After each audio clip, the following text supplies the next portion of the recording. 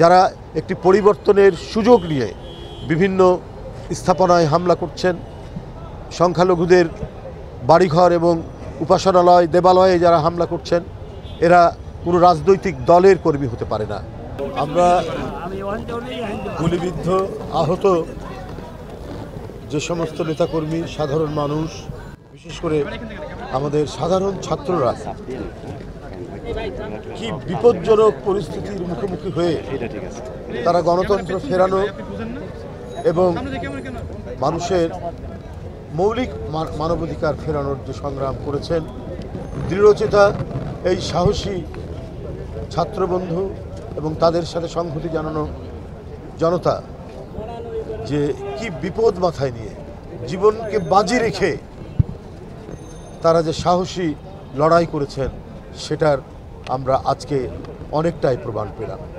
কারো পেটের ভিতর দিয়ে গুলি ঢুকে সেটা পিছন দিক দিয়ে বের হয়ে গেছে, কারো ফুসফুস পাশ দিয়ে গুলি গেছে, কারো হার্টের পাশ দিয়ে গুলি গেছে, মানে ফ্র্যাকশন অফ মিলিমিটার এদিক ওদিক হলেই একবার নির্ঘাত মৃত্যুর কোলে ঢলে পড়েছে।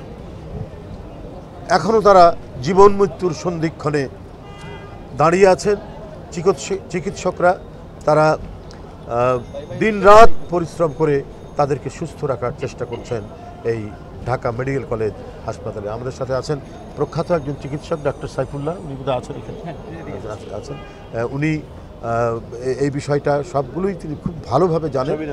একসময়ের মানে ঢাকা মেডিকেল কলেজেরই অত্যন্ত মেধাবী একজন ছাত্র ছিলেন, এখন খুব নামকরা ডাক্তার। তিনি এটা পর্যবেক্ষণ করছেন এবং চিকিৎসার সামগ্রিক যে বিষয়টা দেখাশোনা করা দরকার সেটা তিনি করছেন। তো ভয়ঙ্কর একটা দুর্বৃত্ত পরায়ণ সরকার ছিল এবং তারা এই সমস্ত মাসুম বাচ্চাদেরকে, এই সমস্ত আলোক পিয়াসী শিশু কিশোরদের বুকে গুলি চালাতে তারা দ্বিধা করেনি এবং এই গুলির মধ্যে দিয়ে তারা একটি প্রজন্মকে নিঃশেষ করে দিয়ে ক্ষমতায় থাকতে চেয়েছে। কোনো সভ্য দেশ, কোনো ভব্য দেশ যেখানে ন্যূনতম মানবাধিকারের সামান্যটুকু চর্চা আছে, সেই দেশে নিজের সন্তান তুল্য নয়, যিনি প্রধানমন্ত্রী ছিলেন তার নাতিদের বয়সী যে মানে ছেলে মেয়েগুলি লড়াই করেছে এবং লড়াই করতে গিয়ে জীবনের মূল্যবান অংশ তারা যেমন হারিয়েছেন, যারা বেঁচে আছেন আহত হয়েছেন, আর যারা পৃথিবী থেকে চলে গেছেন সেটা তো বলার অপেক্ষা রাখে না। আমি তাদের আশু সুস্থতা কামনা করছি, যাদেরকে দেখে আসলাম, এবং যারা পৃথিবী থেকে চলে গেছেন এই সম্ভাবনাময় জীবন যাদের সামনে ছিল সেটা থেকে বঞ্চিত হয়ে তারা আজকে পৃথিবী থেকে নেই।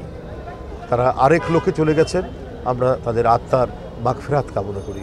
আমি বলতে চাই, তত্ত্বাবধায়ক সরকার প্রধান তিনি গতকাল বলেছেন যে অ্যাকশন শুরু হলে সবাইকে সমর্থন দিতে। আমি মনে করি দেশের আপামর জনসাধারণ, গণতন্ত্রকামী মানুষ, দুই একটি দুষ্কৃতিকারী ছাড়া সবাই মাননীয় প্রধান উপদেষ্টার এই বক্তব্যকে সমর্থন করে।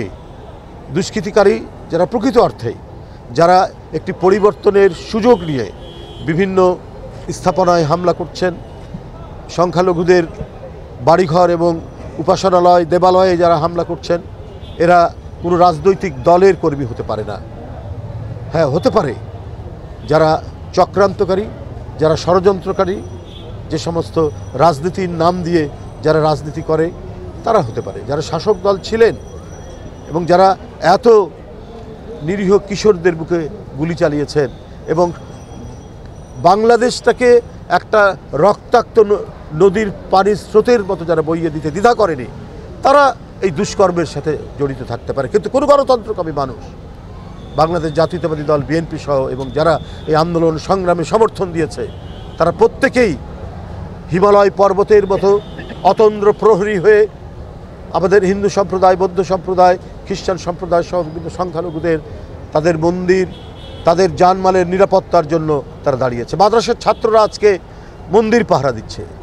আজকে বাংলাদেশ জাতীয়তাবাদী দলের ছাত্রদল, যুবদল, তারা আজকে সংখ্যালঘু এবং সাধারণ যারা মানুষ, সবাই তো অপরাধ করেনি, তাদের বাড়িঘরে যাতে হামলা না হয় সেইটা তারা দৃঢ়তার সাথে তারা সেটা পাহারা দিচ্ছেন এবং সাধারণ ছাত্ররা দেখছেন কত সুন্দরভাবে তারা আজকে রাস্তাঘাট সমস্ত কিছু নিয়ন্ত্রণ করছেন।